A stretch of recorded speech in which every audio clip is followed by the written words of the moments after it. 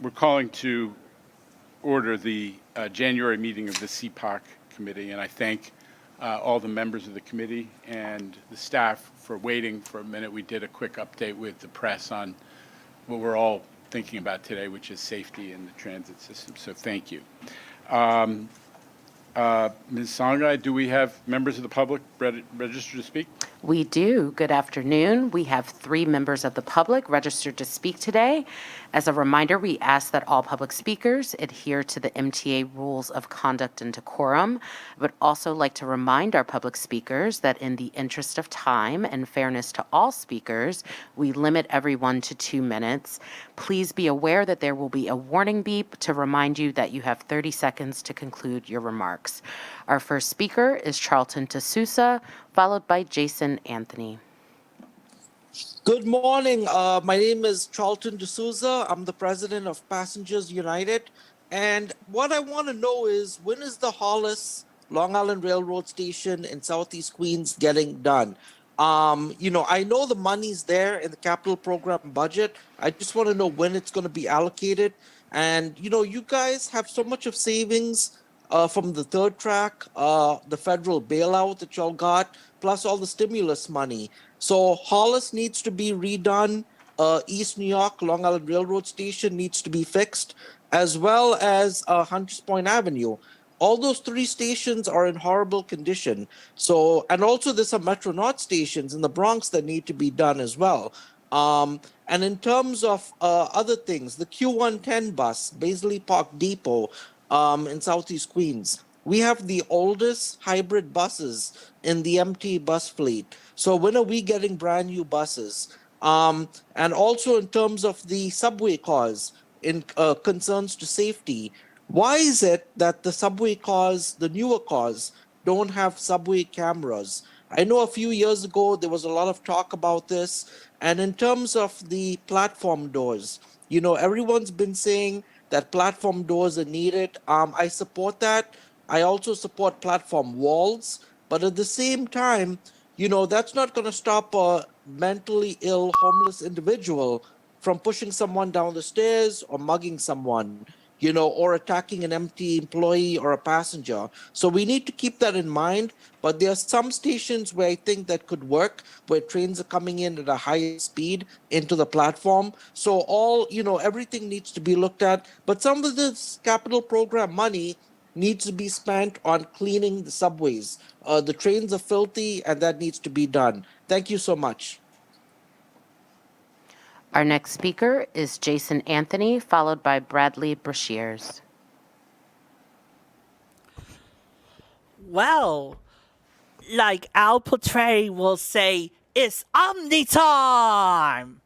Instead of what the previous public speaker did, let's talk about Omni, because this item is in the materials.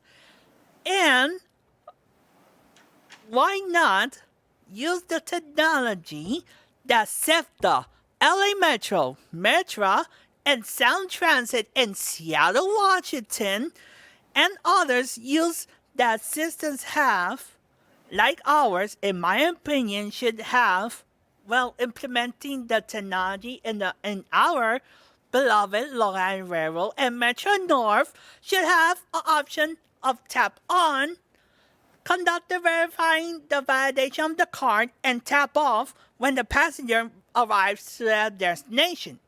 This technology is being used actually in SEPTA in Philly, and believe it or not, in Sunrail in Orlando, Florida, and used by Cubic.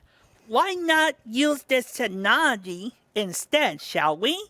In terms of elevators, I want to know the status regarding the 14th Street 6th Avenue complex, and if 14th Street Union Square on the Lexington Avenue line is going to be accessible to have the entire Union Square subway complex access free. In other words, fully accessible. And please, don't forget East New York and the Atlantic branch and the 6th Avenue line on the Canarsie line that they need, as we call it, the Enhanced Station Initiative. So I'll see you guys in finance. Our next speaker is Bradley Brashears.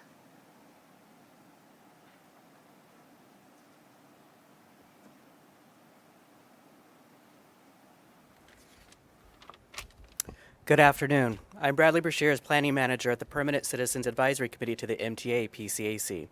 I'm here today to speak about the need for improved transparency and the need for more complete information to be included on the MTA's capital program dashboard. PCAC has been undertaking a review of the dashboard and found several areas in need of improvement. Some, but not all, the items we found lacking details include project milestones, reasons for project eliminations, dates, substantial changes in project budgets with no explanations, projects marked as complete but just 65 to 72% complete, project funding sources, accessibility project breakdowns, and some projects simply have no information at all. This information and so much more is needed by the public and various stakeholders to help make more informed decisions on actions to take, especially when it comes to advocating for capital program funding. We applaud the MTA for projects that have been completed on time and under budget, and it would be great to know exactly how these successes were completed and where the funds saved will go. How are we to know? It would be great to include items such as this on the dashboard as well. Last year, the New York State Legislature passed the MTA Open Data Act. Thanks to Senator Leroy Comrie, Assemblymember Robert Carroll, and with the support of many advocacy organizations. The legislation requires the MTA to release data regarding its budget, finances, ridership, routes, and services in open data formats, including capital program data as it relates to budget and finances. We understand the MTA is advancing its efforts and hope you will also use this opportunity to display such data on the capital program dashboard, hopefully sooner than later. In closing, we look forward to seeing congestion pricing funds go toward the 2020-24 capital program and want to again thank Senator Comrie for his continued fight to limit congestion pricing exemptions. More exemptions will only defeat the purpose of congestion pricing, providing much-needed revenue for the MTA while reducing congestion and CO2 emissions. Shortchanging the MTA on these funds will only hurt our region as we aim to build back better after a rough couple of years. Thank you. Thank you. Chair Lieber, that concludes public comment. Thank you, and thank you to members of the public who spoke. Copies of the December CPOC meeting minutes have been distributed and are available on the website. Are there any changes or comments in the minutes? I'm waiting, Mr. Albert. No, they're fine. Okay. Anybody else? We have a motion second. Thank you. Any opposition? The minutes are approved. Mr. Savio, are the changes to the work plan? Mr. Chairman, there are no changes to the work plan. May I have a motion to approve? Thank you. Second? Okay. Any opposition? The minutes are approved. I mean, the work plan is approved. So thank you. I'm going to turn it over to Jamie Torres Springer, the President of MTA Construction Development, for the President's update. Thank you very much, Chair Lieber. We are very excited to be here. We're also excited that on Wednesday we're going to be coming to the full board with a presentation on our results from 2021 and our plans for 2022. So I'm giving a brief update today. That's that presentation in a nutshell. But I did want to emphasize that we're coming off the heels of a very productive 2021 at MTA Construction and Development, and take a look at some of those highlights. As you can see, through year end, the MTA initiated over $8 billion in project work, including support costs for the transformative Penn Station Access Project, which, as you know, was awarded in the final days of 2021. That our total commitment figure beats the target for last year by 23%. The performance was mainly due to the acceleration and awarding of projects that were identified as 2021 opportunities after the approval of the 2021 goals, including, of course, Penn Access. And just stepping back, looking plan by plan, we now have 96% of the core 2010 to 2014 plan committed, 86% of the 2015 to 2019 plan committed, and now 14% of the 2020 to 2024 plan committed, and lots more to come on that. Of course, we awarded the design-build contract for the Penn Station Access Project in December, which will construct 4 new accessible stations in the Bronx and of course bring access into to Penn Station in ways that we've discussed. I'll mention that initial activity has started on the project. It'll be centered around the Leggett interlocking, where we'll begin site mobilization in April of 2022 and beginning to build retaining walls in the fall of 2022. We, of course, also awarded contracts last year that will make 12 more subway stations ADA compliant. They were awarded as part of the two bundles that we've discussed and one single station award, which you can see on the slide here. And of course, as we mentioned in December, we've also now initiated the first public-private partnership opportunity so that last year we in total initiated work on 26 stations for ADA upgrades, which is a great set of milestones. We also have a number of completions to highlight. Oh, Two. there we go. There you go. Thank you. Through year end, we achieved $4 billion in completions. It does fall short of the target that was set for last year, but for reasons that I'd like to clarify. We saw some slippage resulting from residual COVID impacts to the supply chain and, of course, our workforce, but also contractor workforce. And a number of projects that were meant to finish at the end of last year will wrap up this quarter. We've also briefed you on some of the larger projects that didn't make it for 2021. Almost $1 billion is for East Side Access, which is more of a technical matter. 3 contracts out of the 54 total contracts for East Side Access overall did not complete in 2021. However, this doesn't impact our targeted revenue service and completion date for the project at the end of this year.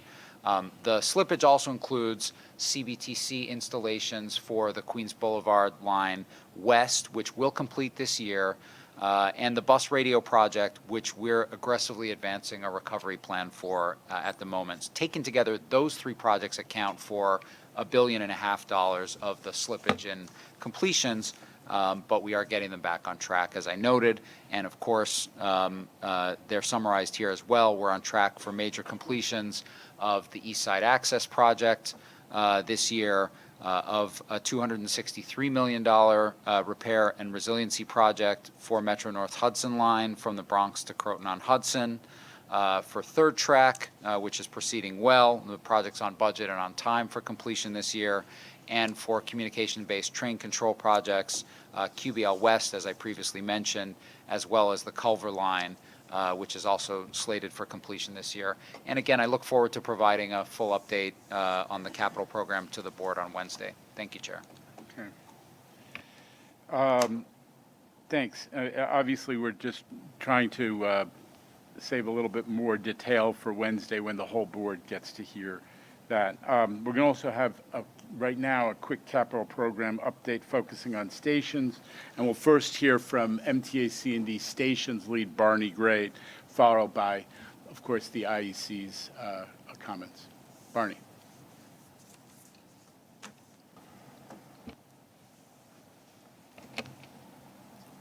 Chairman Lieber, thank you. My name is Barney Gray. I'm Senior Vice President for Stations Business Unit. I'm going to provide an update on the stations project since our last CPC, which was held in July of 2021. In the agenda today, I will provide you with an overview of the stations program since our last meeting. I will discuss what we've done, what we're doing, and briefly touch on our ADA goals and where we stand. We do have 2 design-build ADA projects currently under construction, so I will take a look at their status as well. I'm going to close with some challenges as we look at ways to successfully meet the demands of the business.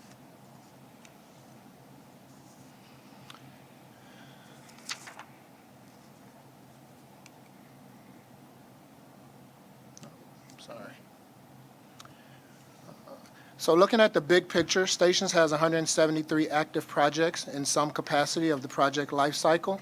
You can see from the pie chart that our commitments to ADA remain strong, with just under 50% of our program related to that effort.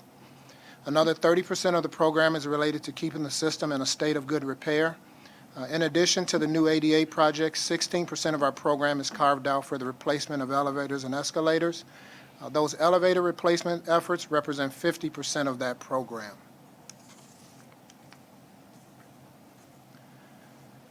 So what have we completed since our last meeting? $233 million worth of work on 4 separate contracts that included rehab work, replacement work, and repair work. We touched roughly 30 stations since we last met in just work completed, and I'd like to take a look at a few of those. Rutgers Tube, the last of 11 underwater tubes that got hit by Sandy, was completed on December 31st, 2021. The work here allowed us to rehabilitate systems and components within the tube that were damaged, as well as upgrade systems that were at the end of their useful life. Part of that contract also included work at East Broadway and included work elements similar to those in the tube. All the work here was performed following the L-train approach, which allowed for the continuation of service during the repairs. On the number 7 line at Main Street Flushing, we completed replacement of 3 escalators since our last meeting. This work was performed in phases to maintain the customer circulation, but still completed in under 20 months, with 2 of the 3 escalators completing 27 calendar days ahead of the milestone date. Wrapping up the discussion on completions is the replacement of 6 elevators in 2 of the deepest stations on the system, 181st Street and 190th on the 8th Avenue line. This work also completed in December of 2021. Here we also installed a lithium battery backup system. The lithium-ion batteries, in case of an emergency, will allow for 2 round trips to ensure customer safety. Up to now, we've talked about what we completed, but I want to focus on recent awards since our last meeting. 9 new contracts were awarded from July to the end of 2021. And ADA still leads the charge, with 3 of those contract awards being for new ADA at 10 stations. Replacements have us visiting another 10 stations, and at both Grand Central and Main Street, we will take on efforts to improve customer circulation. Our own internal staff will benefit from one of the contracts, which is a new employee facility at 2nd Avenue. We mentioned ADA throughout the presentation. At the beginning of the 2020-24 capital program, the goal was at 81. 23 have been awarded in the previous 2 calendar years, and we remain committed to the program. The remaining 58 stations will be addressed in commitments for both this year and the following years. I'm going to switch gears and zoom into 2 of our ADA projects. You'll be hearing from the IEC on these projects as well in a few moments, so I'm just going to highlight them. The first is a package that provides borough equity, providing 8 new ADA stations throughout the 5 boroughs. This is a design-build contract that was awarded to Judd Lau in December of 2020. The project is currently 35% complete and will deliver one of our new initiatives of widespread installation of machine roomless elevators. The machine roomless elevators allow us to reduce risk associated with excavation and utility relocations, which also translate into benefits related to cost, schedule, and safety. In addition to the upgrade of ADA at the 8 stations, state of good repair work is also planned at both New Dorp and Metropolitan. And while this was one of our first design builds to be awarded under the 2020-2024 capital program, we were able to take advantage of some alternative technical concepts which will provide cost savings over the original RFP scheme. The design builder has proposed 4 value engineering proposals that require less excavation, less utility relocation work, and more efficient, safe, and cost-effective designs, which all translate into savings. The last project I would like to briefly highlight is our work to bring ADA accessibility to 3 underground stations in the Bronx at 149th Street, Grand Concourse, and Tremont Avenue. Also providing free ADA transfers at 149th Street Grand Concourse stations between subway lines. Again, this is a design-build contract and was awarded to Tully Construction in August of 2020. This project is now at 33% completion, and we'll hear from the IEC on this project as well.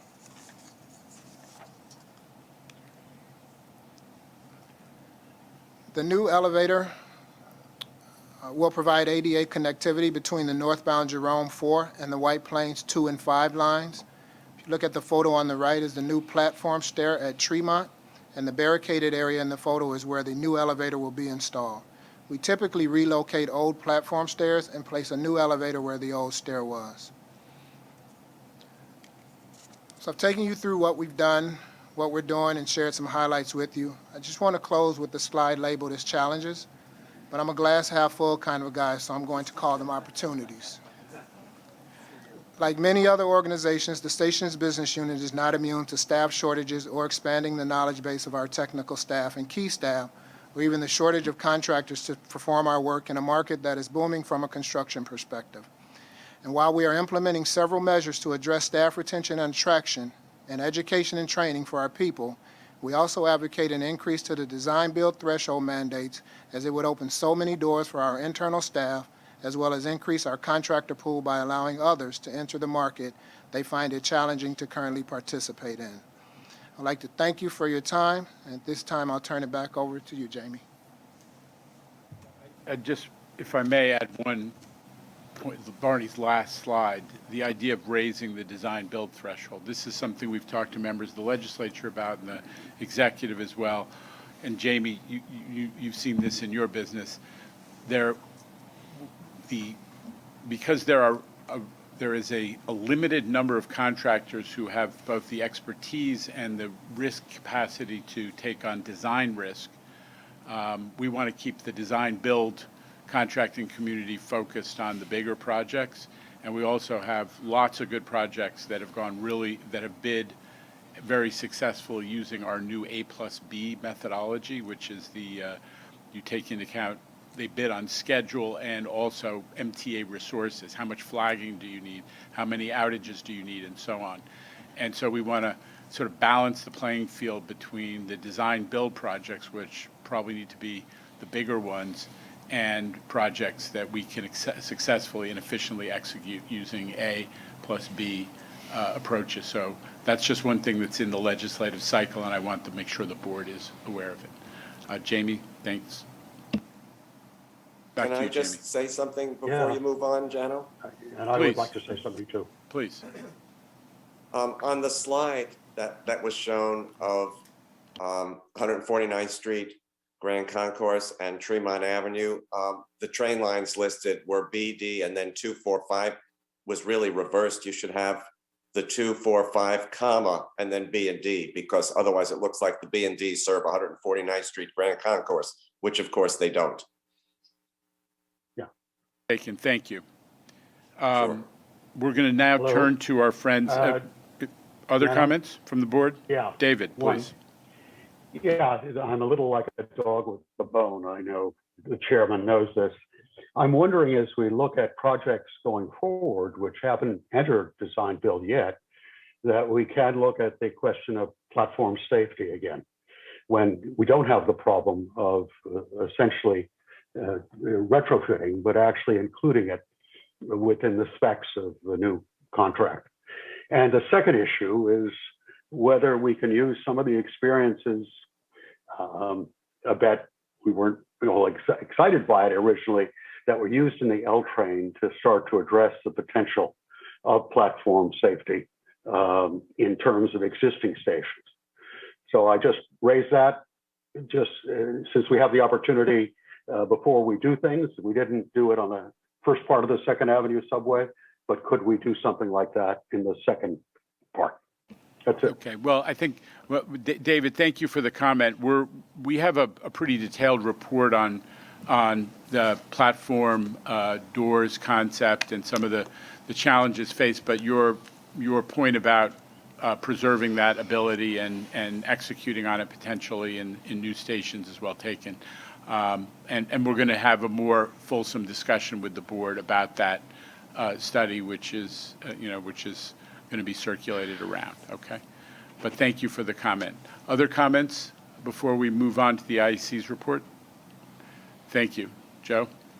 Good afternoon. The IEC's report on accessibility upgrade at 8 stations begins on page 13 of the committee book. Overall, the project is 35% complete, on budget at $347 million, but is facing schedule challenges at Lorimer Street Station. With continued focus on contractor mitigations, the project team should be able to achieve beneficial use of the 7 out of the 8 stations ahead of the project completion date. Regarding schedule, agreement with National Grid on critical project work adjacent to their 20-inch gas main remains outstanding.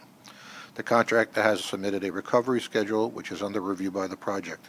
An opinion will be rendered by the IEC once we've had an opportunity to validate this schedule.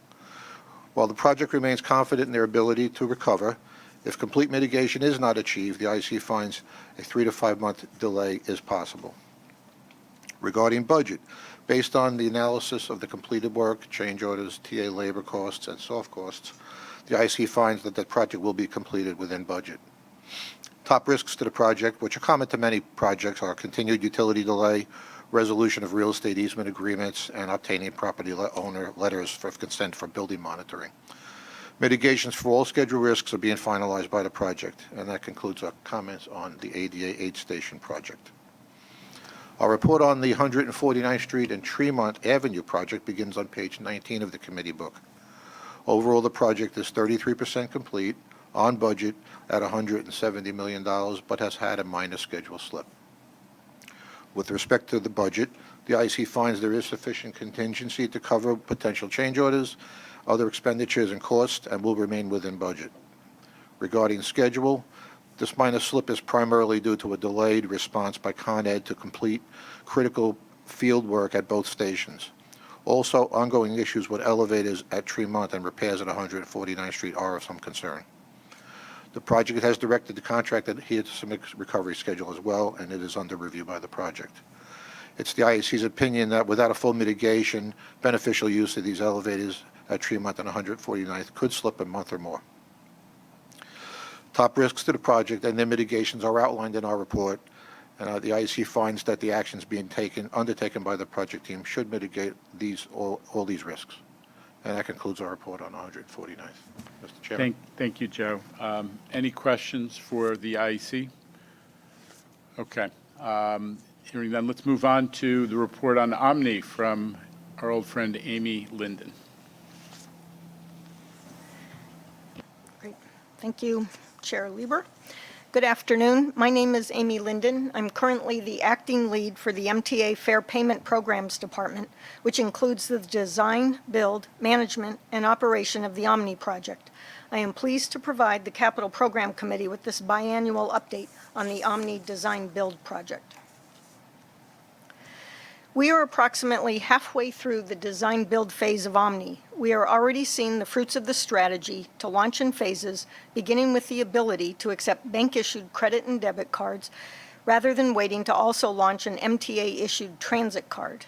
Since December 2020, when we completed installation of Omni readers on board all buses and at all subway stations, including Staten Island Railway, Omni usage has increased to almost 1/4 of all New York City transit rides taken. Customers prefer the simple, fast method of tap and go with their bank card or phone, watch, or other wearable smart device. As an example, I'd like to quote one of the many positive comments received during the fall 2021 customer survey. And I quote, "I am in love with the new Omni system. It's so wonderful. I've been telling everyone I know about how great it is. Works perfectly and makes my life a breeze. There have been multiple times now that I've caught trains that I would have missed if I'd had to get my subway card out and swipe. This is a godsend. Thank you so much." End quote. In 2021, we rolled out more features for our transit riders. We added acceptance of 2 more bank cards from JCB and Union Pay, benefiting tourists and visiting students along with regular riders. We began introducing the contactless Omni card this past October for our riders who prefer to pay with cash. Full fare Omni cards are now available for purchase at a large network of retailers around the city. At the same time, we implemented a soft launch of the reduced fare Omni card with a limited number of volunteers from our reduced fare customer base. They are helping us test the system in order to gather firsthand feedback from customers before rolling this out to our entire reduced fare customer population. Several of the soft launch participants are also piloting direct use of their bank card or digital wallet with their reduced fare discount. This is a first-of-its-kind pilot anywhere, giving reduced fare customers a level of parity not enjoyed before with full fare customers in terms of their choice of how to pay. The retail network, in addition to providing full fare Omni card sales, also provides a means for reload of all OmniCard accounts for full fare cards and also for reduced fare and paratransit cards when these cards are fully introduced in 2022. To help customers find a retail location near them, we also added the retail locator feature to the Omni website. Finally, the Omni team worked with New York City Transit and MTA system-wide accessibility to enable the use of Omni on all auto gates starting November 1st in order to make the transit system more accessible. This year, we are committed to enabling the remainder of the Omni plan features for our New York City Transit riders. We will begin with paratransit and reduced fare riders in the first half of this year. We will also make functionality available to support all special programs, such as fare fares and student passes, and non-revenue ridership, such as police and other first responders, with those programs beginning their transitions to Omni the latter part of this year and finishing in 2023. There is more. We will deploy Omni equipment to support services on what are now the MetroCard mobile sales vans. We will also begin installation of Omni vending machines at subway stations in the fourth quarter of this year. With the new machines, we will introduce the Omni version of the single ride ticket. The deployment of 1,600 new vending machines at New York City Transit is expected to take 13 months to complete. Some MetroCard vending machines will remain available for customers throughout this period. Since the award of the contract in December 2017, the original Omni delivery schedule has been a challenge. It was overly aggressive from the very beginning, with no space to address unforeseen needs or circumstances, creating a high degree of risk to the delivery schedule. As you can see here in 2021, we shifted the schedule for certain items. This was as a result of the addition of new features to benefit customers, impacts from COVID, and contractor issues. In the fall of 2021, the vendor had a software migration problem that resulted in several unforeseen impacts to our software. Cleanup required an extra software release and overall added time to the schedule. The investigation into the root cause revealed significant underlying weaknesses in the vendor's global software quality control process. The vendor's corrective actions are underway and are being monitored closely. Substantial completion for the project has slipped. Additionally, practically speaking, substantial completion for New York City Transit and for Long Island Railroad and Metro North will occur at 2 different times. The railroad's requirements were rushed and not fully developed at the time they were added into the procurement phase of the new fare payment system contract. It was necessary, therefore, to further define and expand the railroad's requirements prior to finalizing design. This effort was recently completed and resulted in a change order and the new substantial completion projected for the railroad's integration. The current budget figure of $772 million does not yet reflect change orders that the MTA is currently analyzing and negotiating with the vendor. We continue to tackle all risks as they materialize to mitigate or eliminate them. This is a continuous process. Here we have listed the risks of most concern, along with the mitigation strategies we are employing to mitigate them to the greatest extent possible. I thought it would be helpful to close with some fun facts that suggest we're on the right track to transforming fare collection in the region. As ridership returns, we expect the total volume of taps to grow. November 18th, though, was another new milestone for Omni when we eclipsed 1 million taps at Omni readers in a single day. Our customers' use of mobile wallets continue to outpace other U.S. merchants who have also moved to contactless payments. 65% of our customers using Omni tap with their phone or watch instead of their physical bank card. And maybe proof that the Big Apple might be the center of the world, Omni has processed bank cards from 169 different countries, approaching the total number of countries in the world that issue bank cards. Thank you. I'll be happy to take questions. We're going to hear from the IEC, and then any questions from the board members. IEC? Thank you. Thank you. The IEC report on Omni begins on page 39 of the committee book. Overall, the project is 45% complete and on budget at $772 million, but has had some schedule slippage. Regarding budget, several change orders are expected to be awarded in the second quarter of 2022, which now it may add cost to the project. The IEC has reviewed project costs and find there is sufficient funds available to allow the project to remain on budget as now planned. With respect to schedule, several key milestones have been achieved. Phases 1 and 2, being subway and bus installations, were completed on schedule, with phases 3, 4, and 5 work remaining to be completed, which includes commuter railroad ticketing, configurable vending machines, Omni revenue system, and Omni mobile app. All New York City transit-related work, including the CVM installations, is scheduled to be completed by 2023. However, due to several factors, overall substantial completion will be delayed. Due to the complexity of this work, we forecast an additional 3 months beyond what the project is reporting as a 12-month delay. Customer impact due to this delay would be minimal, as MetroCard and e-Tex will continue to operate, but will have some operational costs. The top cost and schedule risks are stakeholder-driven scope changes. The project has identified solutions and mitigation measures for these and all other risks and are implementing them. The IEC has also observed that while the contractor has been asked to make needed improvements to address deficiencies in quality control, we are concerned that the contractor software issues could impact customer experience if they persist. The IEC would also like to note that the project team and the contractor are working hard to deliver fare capping by this February, which is a heightened MTA priority. And that concludes my report on the Omni project. Mr. Chairman. I'll take questions and comments from, start with Kevin, Victor, Bob, Neil, but now Bill with Bob. Kevin. Thanks, Jenna. Just a clarification, because I didn't hear when you were going through the slides. So for Long Island Railroad, when do we expect the implementation to occur? 2023?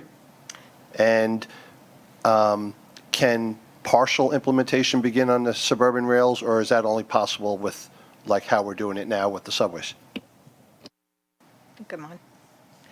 I'm not sure if I'm on. It sounds like I'm on. Thank you.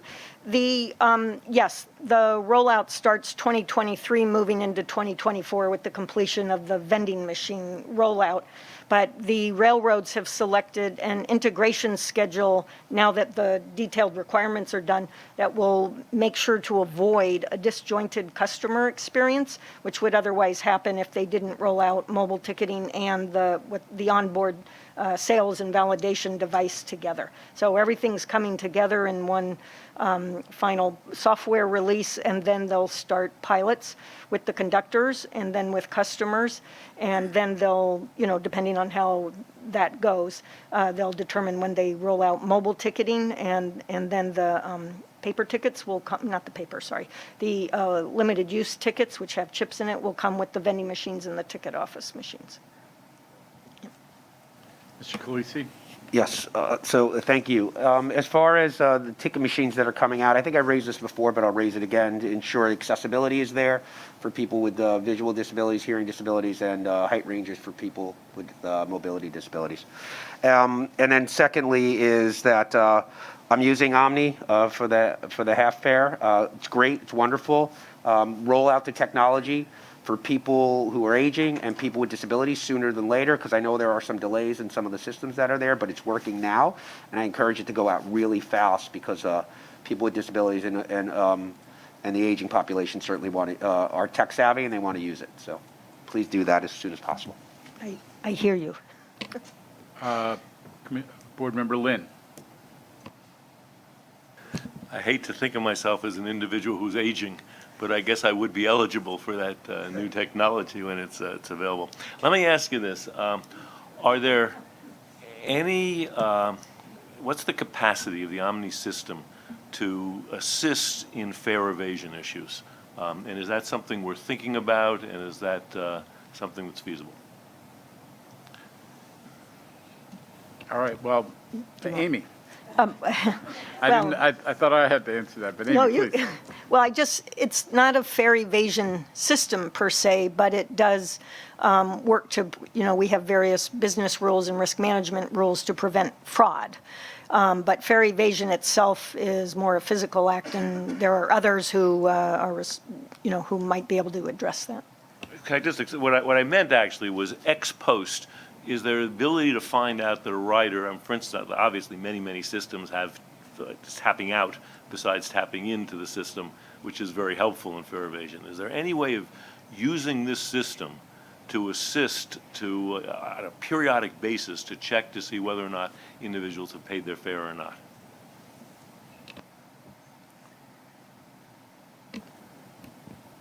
I think what you're asking is, could you approach somebody and validate their, from their fare data, that they had paid? So it would be almost like similar, what you're describing, I think would be similar to the Eagle teams that check people on the buses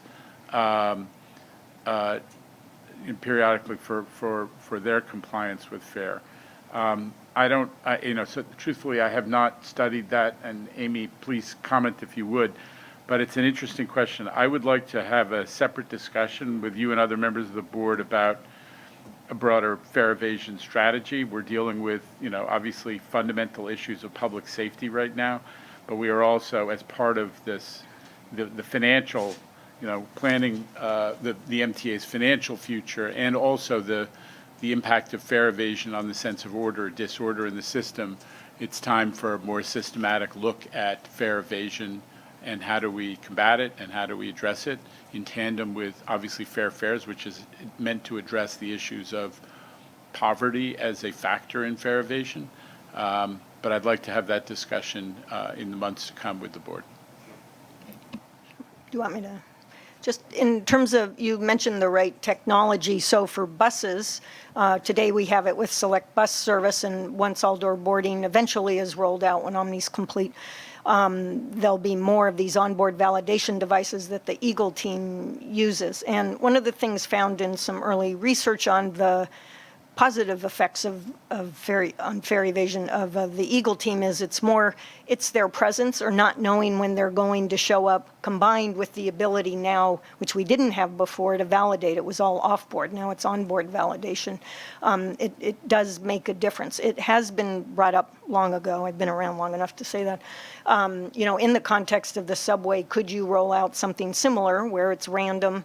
You have revenue inspectors randomly checking people. The technology would make it possible on Omni, but it's a big lift to take that from buses to subways, in terms of cost, resources, et cetera. But the technology's there to check people's payment methods now because it's all chip-based. Further comments or questions from the board on topic of Omni? I just got to say, look, I joined Allison DeSerenior, Deputy Chief Operating Officer, and Amy for a call with the new leadership of the Cubic organization, which is our contractor, an international multi-billion-dollar company that's doing a lot of this work. And I would say, colloquially, we laid into them pretty hard for some of the issues with their software releases that have been, I'm going to get outside my technical expertise, but there were specific problems with the most recent software release, and we have had a very detailed conversation with them to try to make sure that that doesn't happen again, and they gave us assurances. We'll see how it pans out, but that is as the board knows from the PTC exercise, at this stage of a complex technology project, that is the issue, is the caliber of the software releases and how many fixes and the preparation for them. Neil, is there anything you wish to add? The only thing I'd add, I was going to go back to the same history, but let's recall that was the first time in anyone's recollection that this board ever required management of a contractor to come before the board and explain themselves. And I think that was supported by the previous governor, but this board initiated that request. We brought the CEOs of Siemens and Bombardier for their U.S. divisions here. And so if Cubic does turn out to be in need of an additional venue, I'd be happy as the vice chair of this committee to be here for the questioning. So if it comes to that, let us know, please, because I do think it has some impact. No one wants to be in front of the board of directors of a $18 billion entity apologizing. Thank you.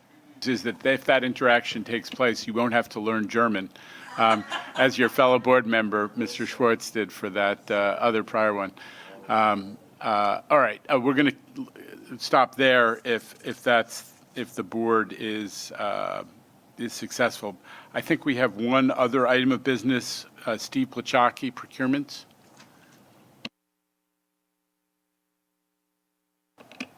Good afternoon. Construction and Development has one competitive procurement action being brought to the Capital Program Committee this month.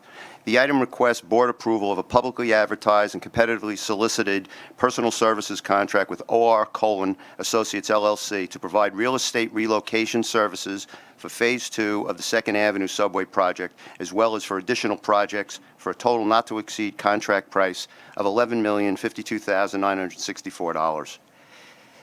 This proposed action will provide consultant relocation services to residents and businesses that are permanently or temporarily displaced by construction of the Phase 2 of the 2nd Avenue Subway. Under this contract, C&D will also have the ability to add additional relocation projects to the consultant's agreement via task orders. The relocation services required for the Phase 2 2nd Avenue project is defined by the RFP and required under the Uniform Relocation Assistance and Real Property Acquisition Act, the applicable federal statute for federally funded projects, are complex and significantly exceed the scope of typical relocation services. Due to the uniqueness of this solicitation, extensive outreach was conducted prior to the release of the request for proposal to garner interest in the solicitation. However, due to the specialized nature of the required relocation services, only one proposal was received from OR Negotiations were conducted with the consultant, resulting in best and final offer in the not-to-exceed amount of $5,792,205 for the Phase 2 second portion of the contract. The contract also anticipates that additional projects for relocation will be identified through the term of the contract, and these projects will be added through task orders at the same rates negotiated under the base contract. The not-to-exceed portion of this contract is $5,260,000. The pricing that was negotiated is considered fair and reasonable, and I submit this item for your consideration and vote. Motion? I make the motion. Do I have a second? Okay, any discussion? All in favor? Any opposition? The motion carries. I think that concludes our agenda for today's meeting. Do the board members have any other matters they wish to discuss? Any other business? Okay, with that, I'll take a motion to adjourn. Thank you. We are adjourned.